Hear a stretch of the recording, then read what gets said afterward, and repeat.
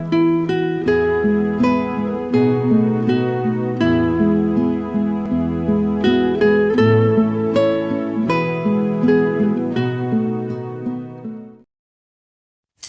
우리에게 주시는 하나님 말씀은 마태복음 28장 1절에서 마태복음 28장 1절에서 10절까지 말씀입니다.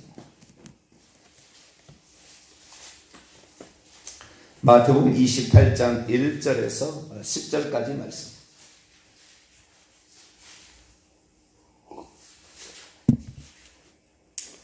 마태복음 28장 1절에서 10절까지 말씀을 한 절씩 교독합니다. 안식일이 다 지나고 안식 후 첫날이 되려는 새벽에 막달라 마리아와 다른 마리아가 무덤을 보려고 갔더니 주의 천사가 하늘로부터 내려와 돌을 굴려내고 그 돌 위에 앉았는데 그의 형상이 번개와 같고 그의 옷은 눈같이 희건을 지키던 자들이 그들을 무서워하며 떨며 죽은 사람과 같이 되었더라.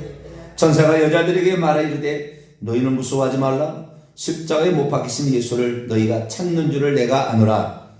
그가 여기 계시지 않고 그가 말씀하시는 대로 살아나셨느니라. 와서 그가 누우셨던 모습을 보라.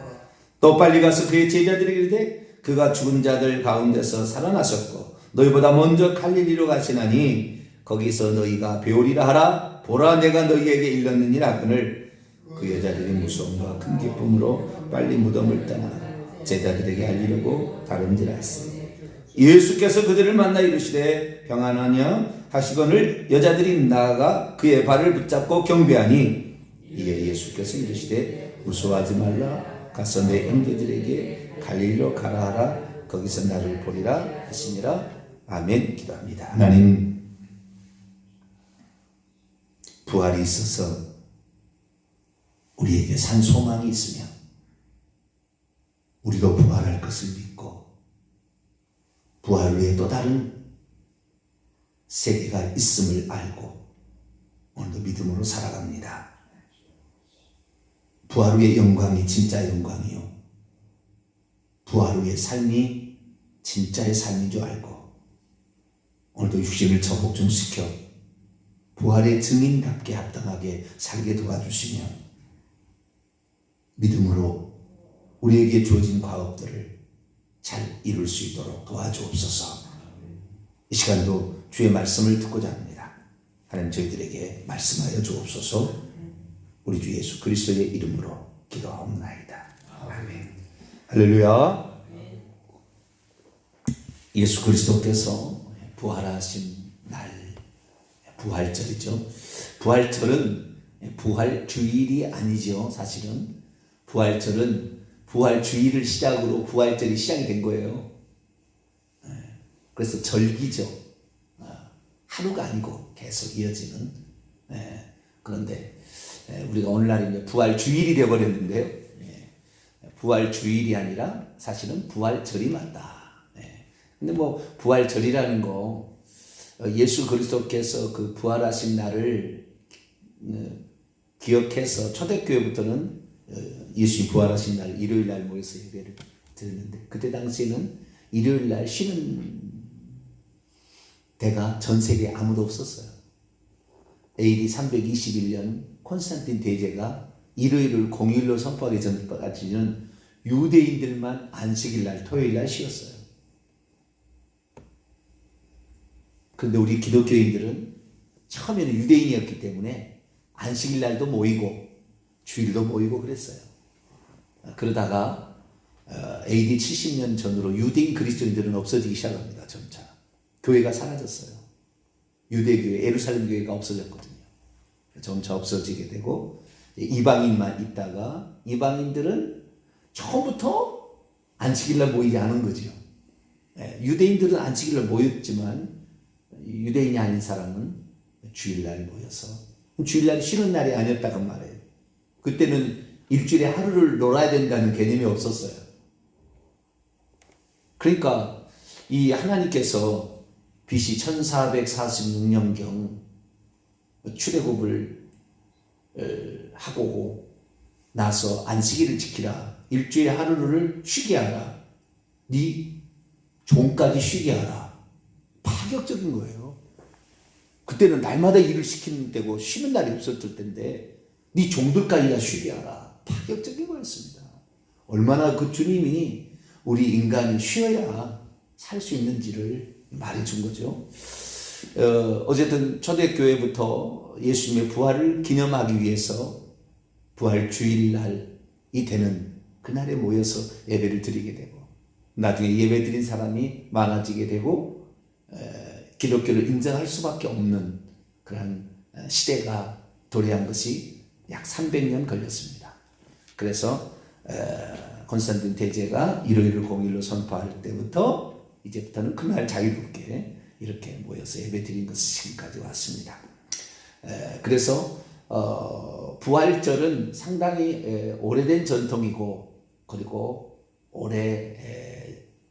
처음부터 있었던 그런 절기였지만 성탄절은 그러지 않았어요. 언제 태어난 예수님은 몰랐거든요.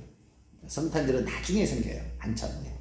쉽게 말해서 카톨릭화 되면서 생기는 거예요.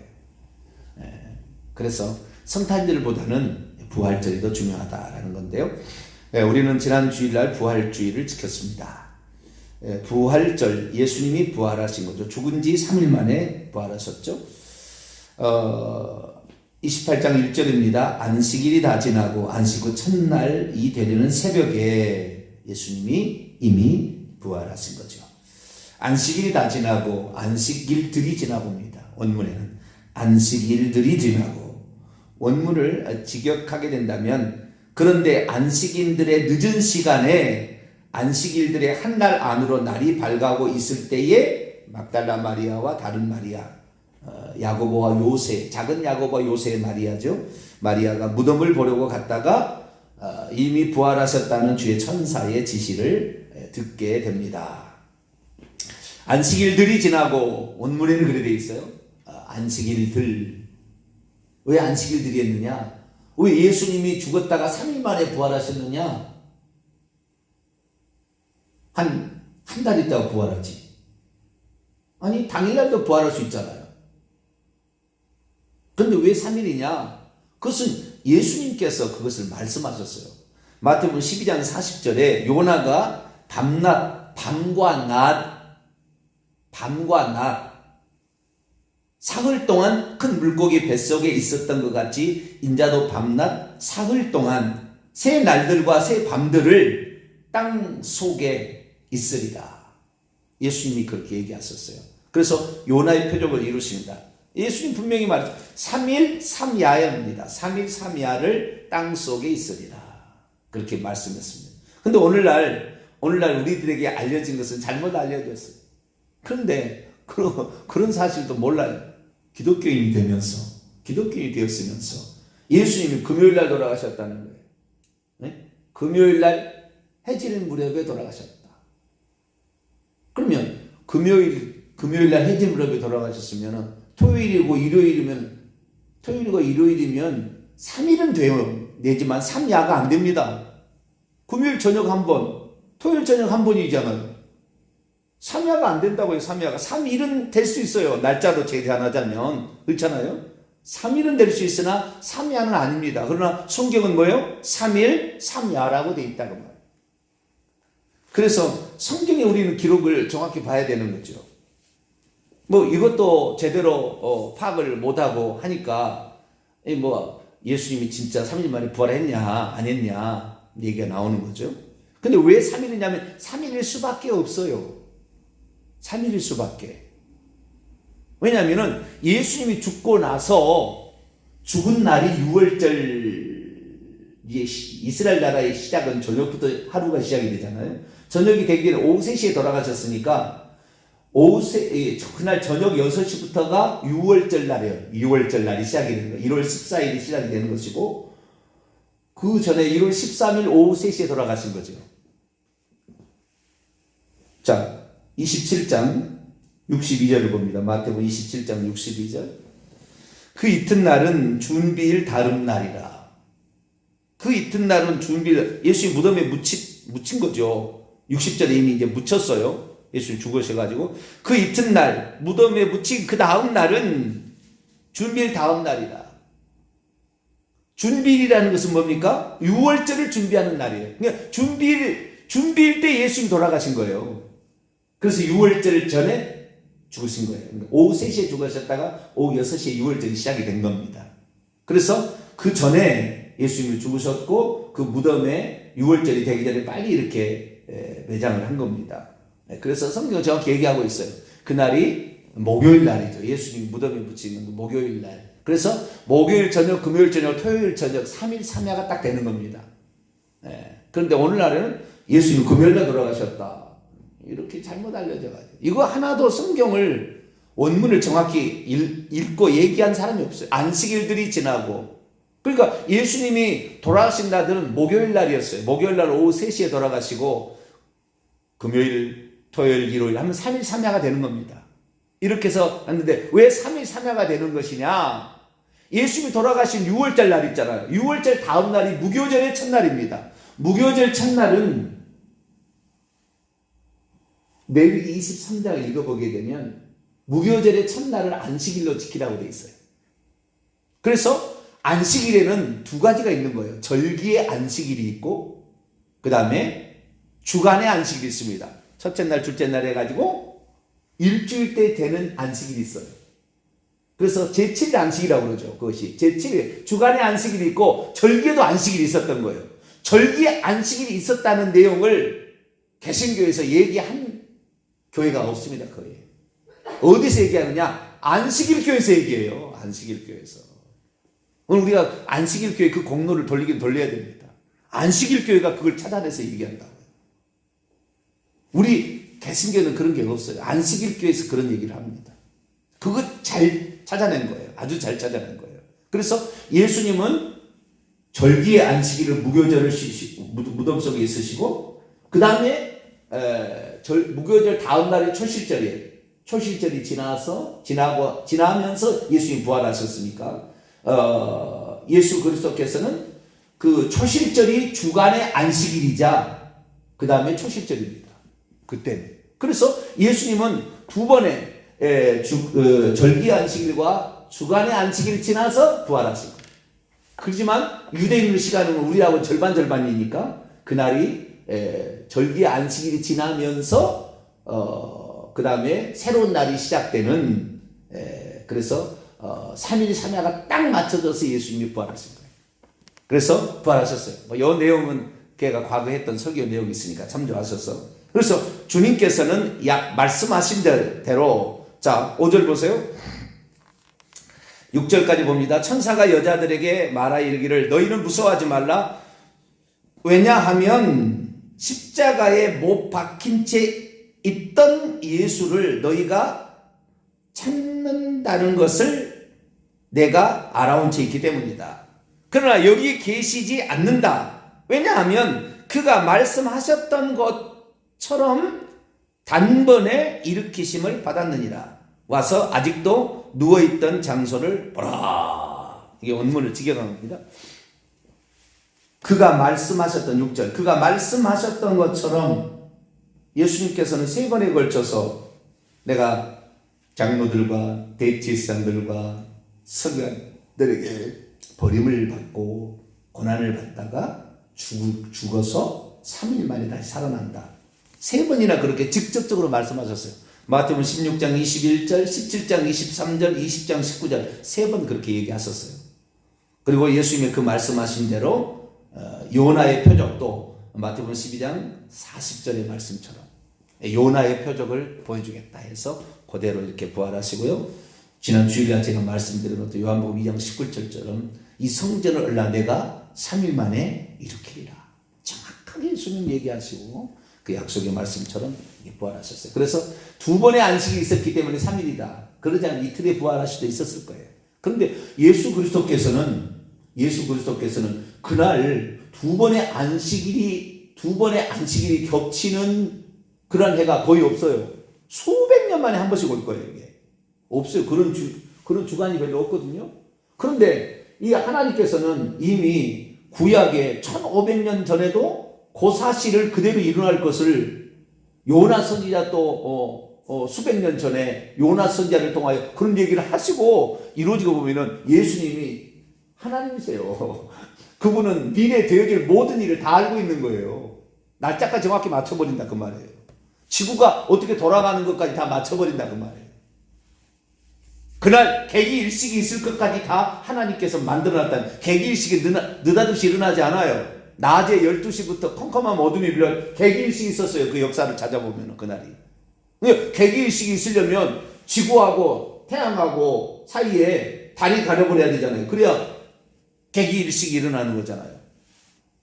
그런데 그런 개기일식이 일어나는 것이 일어나고 싶었다고 일어나는 것이 아니라 이것은 달이 돌아가는 거하고 지구가 돌아가는 거하고 태양이 돌아가는 것은 항상 일정하게 창조 이후로 일정하게 돌아가고 있어요. 그런데 그날 딱 맞은 거 이것이 말이 안 되는 이야기지만 날짜가 3일 두 번의 안식일이 겹치고 돌아가시는 날 개기일식이 있어야 되고 이 모든 것들이 다 맞아 떨어지는 거예요. 정확히 1분 1초도 틀림없이. 근데 이제 이것은 뭐 초대교회 사람들 알았겠습니까? 잘 몰랐죠. 근데 부활 후에 이제 주님을 만나서 알게 된 거예요. 그러면 이 주님께서 이 부활하셨다는 내용을 오늘이라 과학적으로 증명하는 많은 것들이 있다 그 말이에요.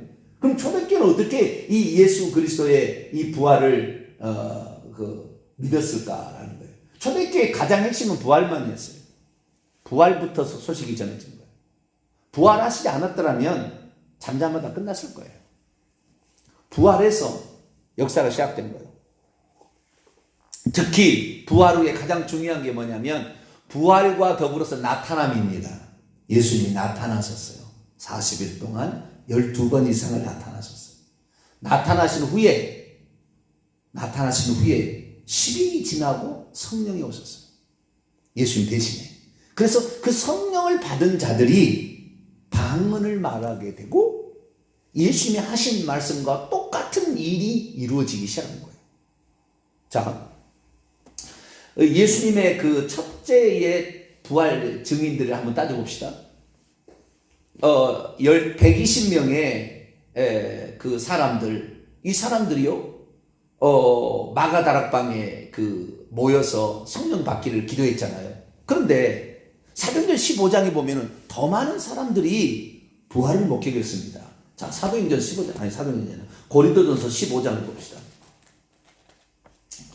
고린도전서 15장. 3절부터 8절까지 보겠습니다.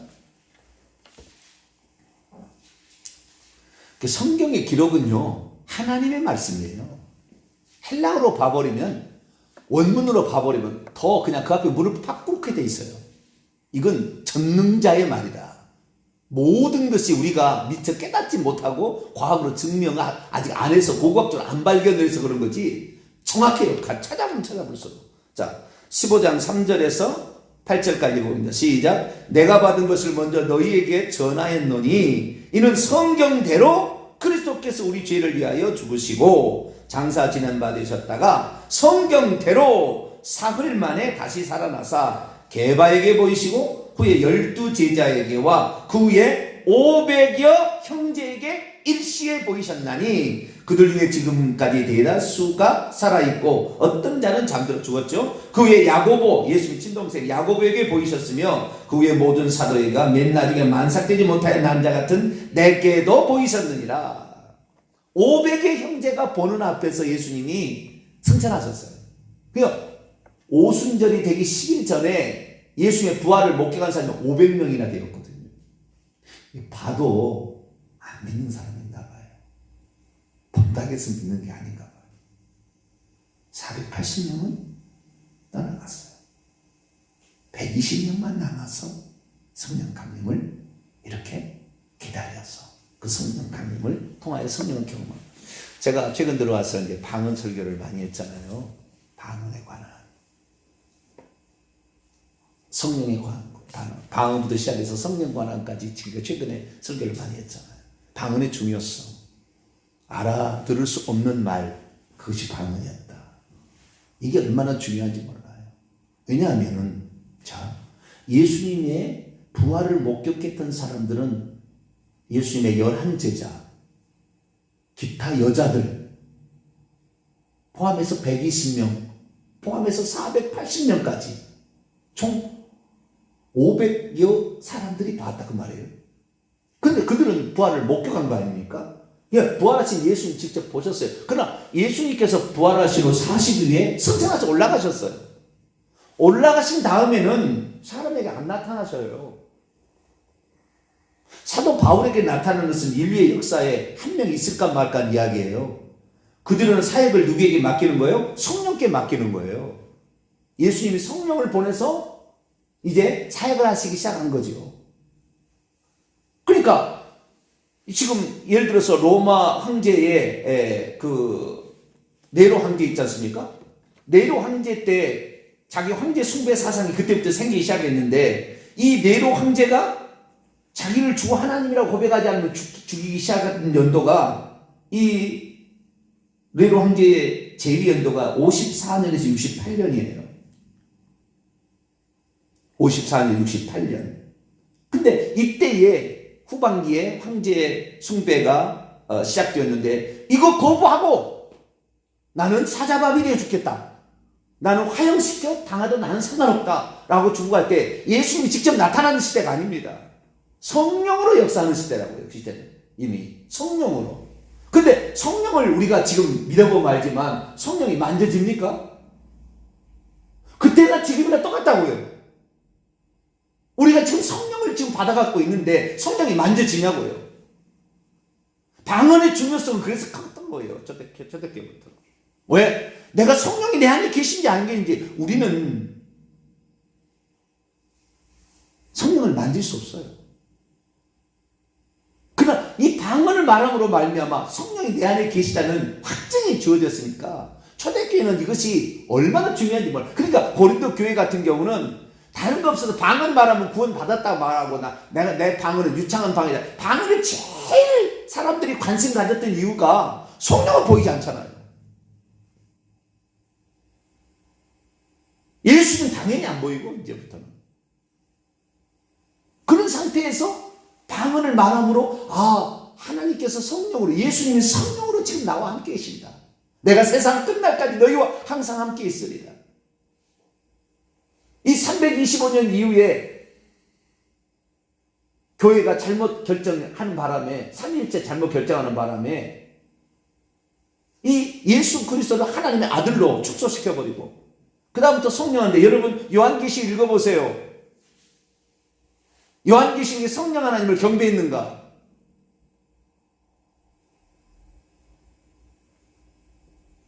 보좌에 앉으시니 특별히 아버지와 그 어린 양으로 표현된 거죠. 그분께만 경배했다고요. 왜? 그분의 영이 성령인 것이지. 어느 성경에 이 인사 가운데 성부와 성자와 성령의 이름으로 인사를 하냐고요. 마지막 축도의 고린도후서 13장 14절에 한 번 나오는데 이건 마지막 인사고 첫인사에게 아버지와 우리 주 예수 그리스도를 말미암아 은혜와 평강이 너희에게 있기를 원하노라 이렇게 나와요. 성령이 그게 안 나와요. 성령 구약 때부터 하나님의 영이었어요. 하나님 자신이죠. 그것이 나중에는 하나님께서 그리스도로 오셨기 때문에 그리스도의 영이라고 또 얘기를 한 거죠. 그러니까 세 분 하나님 쪽으로 만들어버린 거예요. 이방인들에게는 뭐 두 분 하나님 돼서 세 분 하나님 상관없잖아. 유대인들에게는 한 분 하나님 중요했습니다. 그래서 예수님을 하나님이라고 고백해버리면 두 분 하나님이 되니까 예수님을 하나님이라고 고백하지 않는 중간 표현을 쓴 거예요. 그것은 주님이다 표현한 거예요. 주님. 하나님이란 주님이다. 주님이라고 표현하고 하나님께서 그를 살리셨다고 표현하고 예수님이 살아남으신 거지만 그렇게 표현을 한 거죠. 그래서 자 그게 지금 중요한 게 아니고요. 예수님께서 약속하신 대로 그렇게 그대로 이루신 거예요. 그래 이루셨는데 이 이루신 것을 통하여 우리가 오늘까지 복음이 증리되는 데 있어서 예수님의 부활을 볼 때에 이 십자가 아닌가에 대해 있어서 가장 중요한 것은 빈 무덤도 아니고 나타남도 아니에요. 왜냐하면 빈 무덤과 나타남은 그 시대 당시에만 직접 눈으로 볼 수 있었어요. 이 두 가지는 사라지고 없습니다. 지금 빈 무덤 확인할 수는 없잖아요. 그 빈 무덤이 아닌지 왜? 무덤은 숭배되지 않았으니까. 만약에 빈 무덤이 아니었다, 예수님이 실제로 있었다 그러면은 무덤은 반드시 숭배의 대상이 돼서 거기가 뭔가 만들어졌을 거예요. 왜? 위대한 사람이 죽었으니까. 그러나 예수님은 죽고 부활해서 없어졌기 때문에 무덤이 중요치 않았어요. 그러니까 무덤이 숭배의 대상이 안 된 겁니다. 다른 모든 종교들은 공자가 죽었다, 여기 죽었다, 무덤을 중요시 여기고 거기다가 뭘 이렇게 합니다. 그러나 예수님은 그러지 않았다. 예수님이 나타남 40일 동안만 나타남이었어요. 근데 그 뒤에 사람은 뭐냐? 오직 성령을 받아가지고 그 성령을 받은 때 성령께서 방언을 말하게 해서 성령이 내 안에 계신다는 그 믿음을 가지고 사자맵이 되고 그 믿음 가지고 화형당해 죽였다니까요. 오늘날의 믿음이 얼마나 약해졌는지 몰라요. 믿음이 없는 거예요, 믿음이.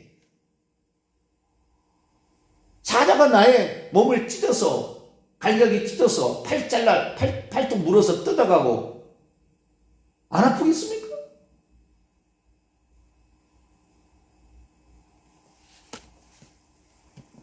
도미시안 왕제 때 사람을 기름 가마에 끓여서 죽이려고 그러고 화형으로 시켜서 죽이고, 그런데 그럴 때도요, 그들도 다른 것이 없었다니까요. 지금처럼 지금처럼 우리가 많은 자료를 가지고 있었던 것도 아니고 그냥 들은 복음, 그것이 진실이다. 나는 이 믿음을 위해서 내 목숨을 내놓겠노라. 처절한 그런 고난과 핍박 속에서 믿음을 지켜내서 300년 만에 기독교 국가를 만든 거 아니에요. 우리가 참 부끄럽다. 우리는 그 부활 앞에 참 부끄럽다. 그들을 이 초대교회 예수님이 12제자나 직접 본 거지, 부활하신 예수님 보고 딴데 보지 않았어요. 다 성령 받아서 산 거예요. 우리는 오늘 성령 받았는데 과연 목숨 내놓고 예수님이 증인이 되는 것인가? 부끄럽다. 우리가 진짜 부활의 증인, 그 부활의 증인이라면 이 예수 그리스도께서 오늘날인 성경책까지 뚜렷하게 모든 증거로 헬라어로 하나도 틀림없는 말씀까지 우리에게 나타나 있는데, 이런 증거들을 통해서도 안 믿는 거 보면 대단하다. 그런데 우리가 또한 이 보이지 않음에도 그것을 믿는 우리는 더 대단하다. 더 대단하다. 성령의 감동으로 우리는 그것을 믿잖아요. 우리의 믿음 변치 말고, 초대교회나 지금이나 틀린 상황이 아니라 똑같은 상황이었어요. 그런데도 그들은 목숨을 바쳐서 복음을 증거해서 오늘까지 왔다. 우리도 이 복음을 위해서 우리 주님 만날 그날 예수님 붙들고 눈물 흘리자고요. 나는 당신 오직 믿고 지금까지 어려운 고비를 견뎌왔습니다. 내가 당신을 눈으로 보지를 못했으나 그러나 예수님이 도마에게 말한 것처럼 나를 보지 않고 믿는 자는 복되도다. 이 말 한마디 저 믿고 살아왔습니다. 주님, 이제야 주님의 얼굴을 배우니 참으로 기쁩니다. 그 고백할 수 있는 저희들 되기를 바랍니다. 거룩하신 하나님 감사합니다. 우리가 누군가 예수 그리스도께서 보내신 성령을 받은 세대로 오늘 살아가는데, 과연 나는 오늘 시대에 믿음을 정확히 지키고 있는 자인가? 그리고 주님 오실 때까지 변치 않는 믿음을 가지고 갈 것인가 생각해 보며 우리 자신이 믿음 있는 자로 끝까지 살아갈 수 있도록 성령 하나님 우리 안에 오셨으니 이 하나님 믿고 끝까지 믿음 지키는 저희들 되게 해주옵소서. 우리 주 예수 그리스도의 이름으로 기도하옵나이다. 아멘.